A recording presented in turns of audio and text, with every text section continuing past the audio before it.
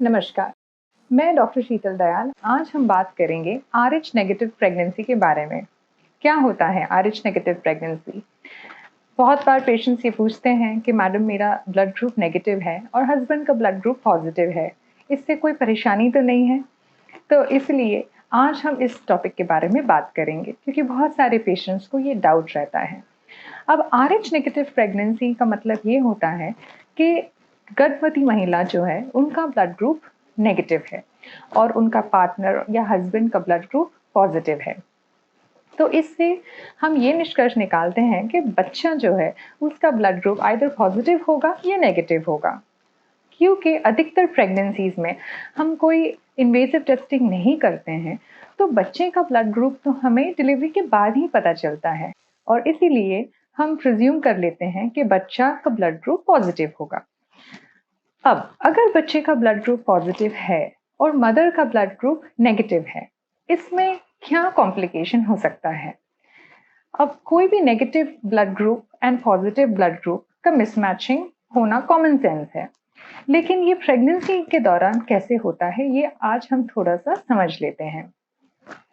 जब मदर का blood group negative है और बच्चे का ब्लड ग्रुप अगर पॉजिटिव है एंड अगर इन दोनों के ब्लड में कोई भी मिक्सिंग होती है, किसी भी कारण अगर होती है, तो माँ का जो खून बच्चे का खून को रिकॉग्नाइज नहीं करती हैं और वो उसको एक फॉरेन बॉडी की तरह ट्रीट करती हैं।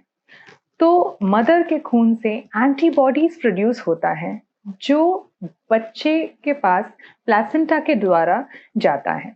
ये एंटीबॉडीज बच्चे के आरबीसीज को डिस्ट्रॉय करती हैं।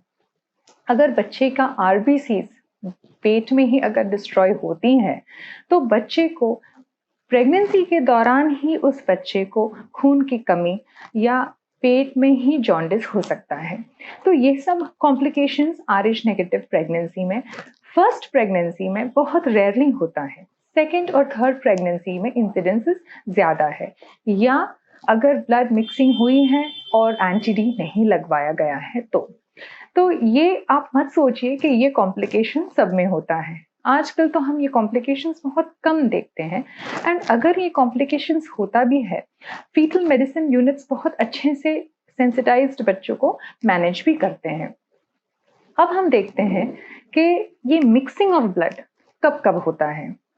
अगर आप नेगेटिव ब्लड ग्रुप के हो और आपके फर्स्ट ट्राइमेस्टर या सेकेंड ट्राइमेस्टर में एबॉर्शंस हुए हैं और एंटी-डी नहीं लगवाए गए हो, सिजेरियन के दौरान एंड डिलीवरी के दौरान मिक्सिंग ऑफ ब्लड हो सकता है। जब आवल निकलता है तब भी मिक्सिंग ऑफ ब्लड हो सकता है। तो इसका मतलब ये है कि अक्सर ये सब ब्लड एक्सपोजर जो होता है वो सब डिलीवरी के दौरान या सीजर के दौरान या ब्लीडिंग एपिसोड्स के दौरान होता है। तो फर्स्ट प्रेगनेंसी में सेंसिटाइजेशन होता है बट बच्चे में इफेक्ट नहीं होता है। सेकेंड प्रेगनेंसी में माँ का ब्लड में एक मेमोरी होता है, वो आइडेंटिफाई करता है पॉजिटिव ब्लड ग्रुप को और फिर एंटीबॉडीज प्रोड्यूस होता है। So second and third pregnancy में कॉम्प्लिकेशंस होती हैं। अब देखते हैं कि जब आप चेकअप के लिए आते हो तो आपके साथ क्या क्या डिस्कस डॉक्टर नॉर्मली करते हैं। As you all know, first visit में ही हम ब्लड टेस्ट करवा लेते हैं। अगर आपका ब्लड टेस्ट में ब्लड ग्रुप आपका नेगेटिव ग्रुप का निकलता है तो इमीडिएटली डॉक्टर एडवाइस करेंगे हस्बैंड का ब्लड ग्रुप। अगर आपके हस्बैंड या पार्टनर का ब्लड ग्रुप पॉजिटिव है तो हम प्रिज्यूम कर लेते हैं कि बच्चा पॉजिटिव हो सकता है। अगर आपके हस्बैंड या पार्टनर का ब्लड ग्रुप नेगेटिव है तो फिर आपको कोई प्रॉब्लम नहीं है क्योंकि आप दोनों नेगेटिव हो, तो हम आपको नॉर्मल पेशेंट्स की तरह ही ट्रीट करेंगे। अगर आपका हस्बैंड का पॉजिटिव है, आपका नेगेटिव है, second blood test is a indirect Coombs test. Indirect Coombs test वो टेस्ट बताता है कि क्या आप सेंसिटाइज हो गए हैं कि नहीं, क्या आपका कोई भी एक्सपोजर पॉजिटिव ब्लड ग्रुप के साथ हुआ है कि नहीं। अगर आपका ICT नेगेटिव है तो वेरी गुड, ये टाइटल्स नॉर्मली हम रिपीट करते हैं 4 to 6 वीकली एंड 28 वीक्स के बाद आपको एक एंटी-डी लगवाया जाएगा। ये एक इम्यूनोग्लोबुलिन होता है। डिलीवरी के 24 आवर्स के अंदर सेकेंड एंटी-डी लगवाया जाता है। ये एक नॉर्मल प्रोटोकॉल है। अलग अलग अस्पतालों में अलग अलग प्रोटोकॉल्स फॉलो करते हैं, बट हमारे हॉस्पिटल में हम ये प्रोटोकॉल फॉलो करते हैं। अगर मान लीजिए कि आपका आईसीटी पॉजिटिव निकलता है, इसका मतलब है कि सेंसिटाइजेशन ऑलरेडी हो चुका है और इम्यूनोग्लोबुलिन काम नहीं करेगा, तो इसीलिए एंटीडी नहीं लगवाते हैं। अब आईसीटी पॉजिटिव है कि मतलब क्या होता है कि सेंसिटाइजेशन इज डन, लेकिन ये नहीं बताता है कि बच्चा कितना इफेक्टेड है, तो इसलिए ये टाइटर्स रिपीट करते हैं। जब टाइटर्स इंक्रीज होते हैं तब हमें ज्यादा सतर्कता से बच्चे को हम देखते हैं। अब बच्चे का सर्वेलेंस हम कैसे करते हैं?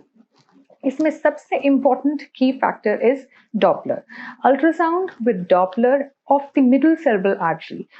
बच्चे के ब्रेन में एक आर्टरी होता है जिसकी वेलोसिटी को मेजर करते हुए हमें ये समझ में आता है कि बच्चे को खून की कमी अंदर हो रही है कि नहीं। अगर ऐसा कुछ होता है तब इन्वेजिव टेस्टिंग जरूर होता है और फीटल मेडिसिन यूनिट्स में इसका इलाज बहुत अच्छे से होता है।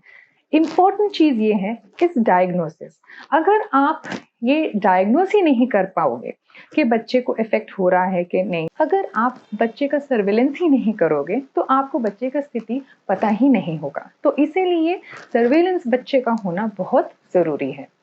अब डिलीवरी के बाद मैंने आपको पहले ही बताया कि एक इम्यूनोग्लोबुलिन लगता है। डिलीवरी के बाद क्या करते हैं? डिलीवरी के बाद सबसे पहले बच्चे का ब्लड ग्रुप टेस्ट करते हैं कि क्या वो पॉजिटिव है या नेगेटिव है।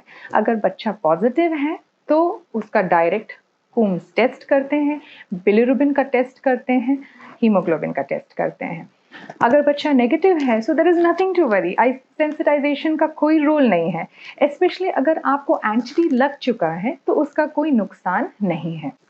डिलीवरी के तुरंत बाद ऐसे बच्चों में जॉन्डिस हो सकता है अगर बच्चे का ब्लड ग्रुप पॉजिटिव है, तो इसलिए आपको बहुत सतर्क रहना है। नॉर्मली बच्चों में जॉन्डिस 4th डे से शुरू होता है, 7th डे तक सबसाइड होता है, लेकिन अगर आप नेगेटिव ब्लड ग्रुप के हो तो बच्चे का जॉन्डिस 2nd डे शुरू हो सकता है। इसका मतलब ये है कि बच्चे का आरबीसीज बहुत फास्ट डिस्ट्रॉय हो रहा है, तो बच्चे को एनआईसीयू में एडमिशन की ज़रूरत पड़ सकती है और आपको पीडियाट्रिशियन को नोटिफाई करना चाहिए। अगर इस विषय पे आप कोई भी प्रश्न हो तो हमें संपर्क ज़रूर कीजिए। धन्यवाद।